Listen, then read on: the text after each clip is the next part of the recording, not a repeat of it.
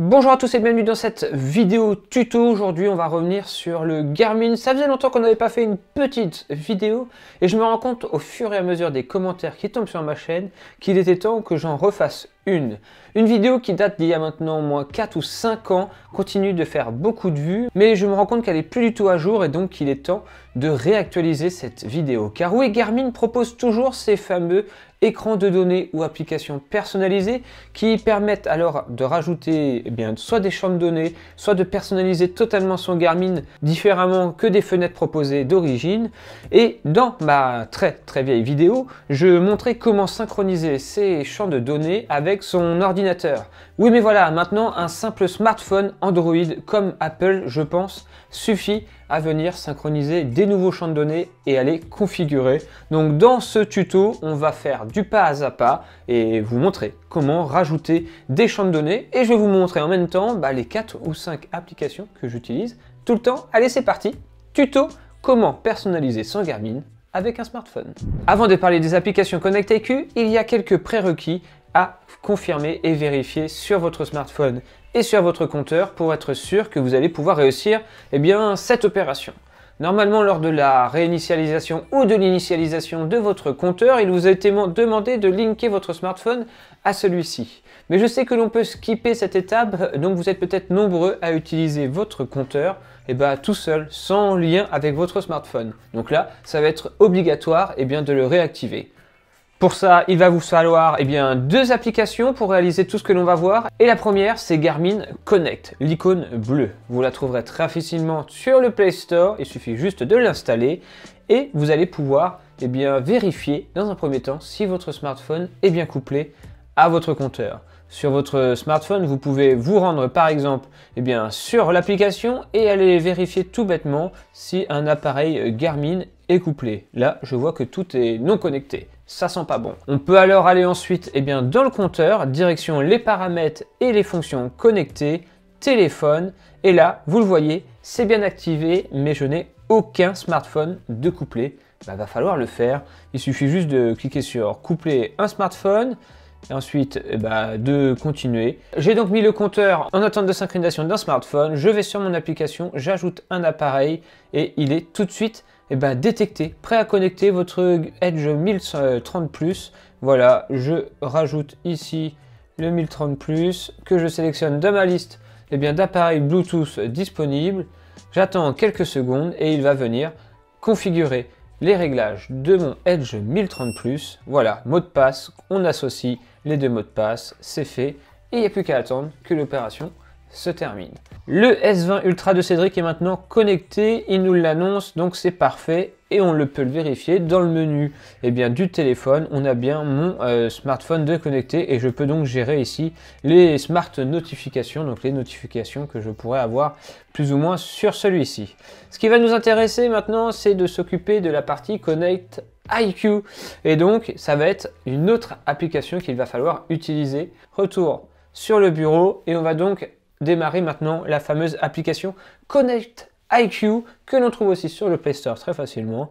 Et une fois qu'on la lance, vous allez voir que c'est maintenant très facile de venir implanter les champs de données que l'on souhaite dans le compteur. On tombe alors directement sur une page d'accueil avec l'intégralité des applications champs de données disponibles sur le Connect IQ, rangé par catégorie. Donc on a des nouvelles applications, les applications tendance, les champs de données pour coureurs, trouver votre route, champs de données pour cyclistes, aperçu des widgets météo, capteurs et affichage. Bref, là c'est vraiment à vous d'aller fouiller dans cette grande bibliothèque d'applications qui sont créées par des gens comme moi ou comme vous et qui peuvent répondre à votre demande. Par exemple, on peut avoir la Starbucks card intégrée dans le compteur.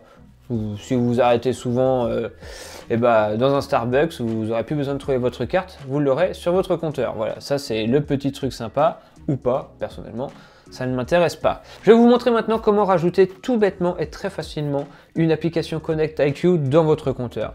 Il vous suffit d'aller dans la rubrique que vous voulez ajouter. Par exemple ici, je vais dans champ de données pour cyclistes. Je vais donc rajouter un champ de données qui s'appelle Training Power et qui permet de pouvoir rajouter plein d'informations liées à la puissance sur la même page et dans le même petit cadre. C'est ça tout l'intérêt finalement des Connect IQ, vraiment optimiser l'affichage à ce que l'on aimerait avoir affiché. On peut déjà le faire dans le Garmin directement, mais vous allez voir qu'il y a vraiment des choses qui sont très bien faites et qui sont carrément intéressantes et qu'on ne peut plus se passer après. Donc on va rajouter ce champ de données à mon compteur et pour faire ça, maintenant que vous êtes linké, vous avez juste à appuyer sur installer et il vous demande d'autoriser l'installation, vous autorisez, ça se met dans la liste d'attente et rendez-vous dans la section mon appareil et on voit que c'est déjà en train de s'installer sur le compteur en fait. Donc c'est extrêmement rapide. Et voilà, le champ de données est bien installé. Donc on peut revenir maintenant sur le compteur, aller dans mon profil d'activité pour venir le personnaliser. Donc profil d'activité route. Ensuite dans l'onglet écran de données.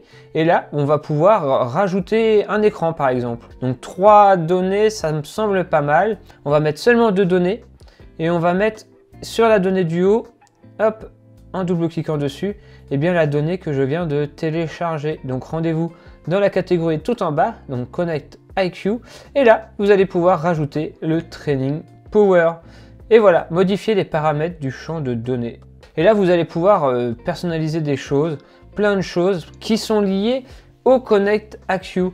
Donc vous allez pouvoir par exemple montrer la statut de la batterie si vous le souhaitez, comme ça vous allez connaître la batterie de votre capteur de puissance. Vous allez pouvoir configurer les différents cercles avec les différentes données de votre choix. Bref, les champs de données Connect IQ sont eux aussi souvent très personnalisables et là ça peut pousser le truc vraiment très loin. Je retourne donc dans mon Garmin sur l'onglet route, celui que je viens de personnaliser. Je slide les différentes jusqu'à temps d'arriver à la page 4 et normalement à la page 4, voilà, qui est juste ici. On retrouve ce fameux champ de données rajouté. Ça marche, c'est très facile, très rapide, ça m'a pris seulement quelques minutes. Je vais vous montrer maintenant les 5 applications que j'utilise sur mon Garmin 1030 Plus pour le personnaliser et améliorer mon expérience. Ça va être très facile de vous montrer ça. Déjà, mon premier que j'utilise le plus souvent, c'est celui-ci. Ça s'appelle SPH Graph. Le SPH Graph, il est juste ici et il est tout bonnement assez impressionnant.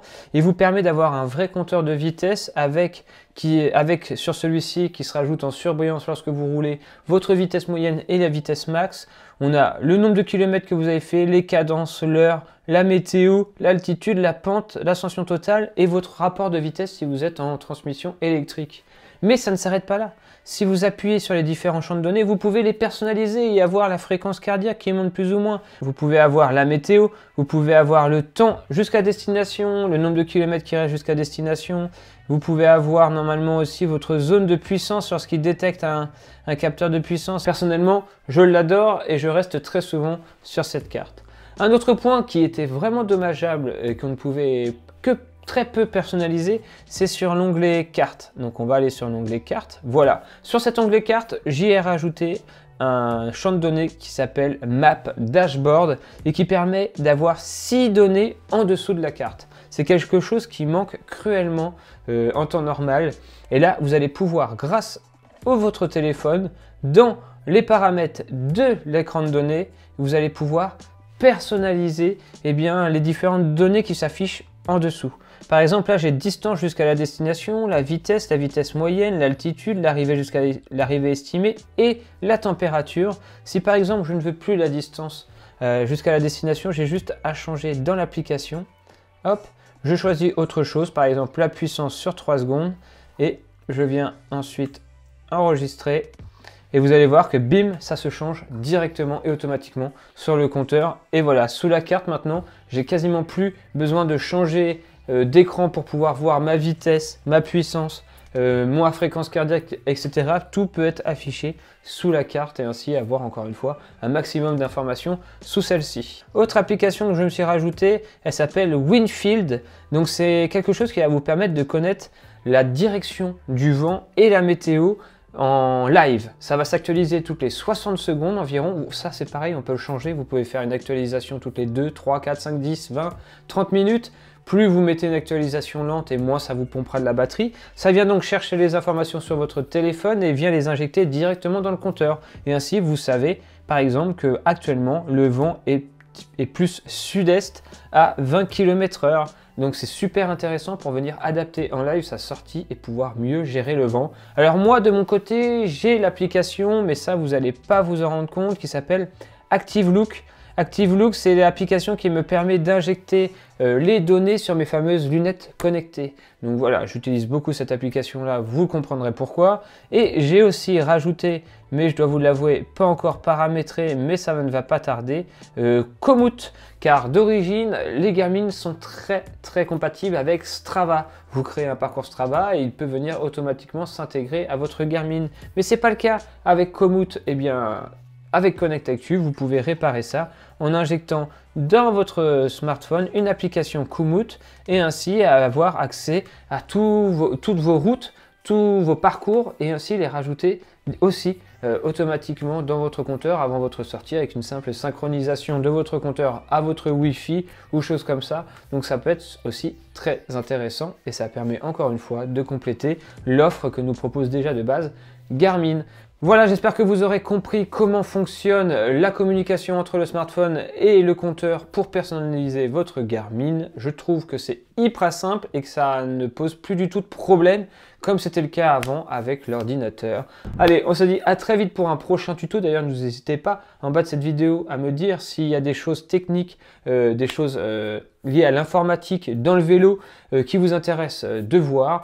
On se retrouve très vite pour une prochaine vidéo de ce type, sûrement peut-être sur la nouvelle application Shimano DI2 pour le nouveau groupe. Allez, on se dit ciao, bye bye, à la prochaine.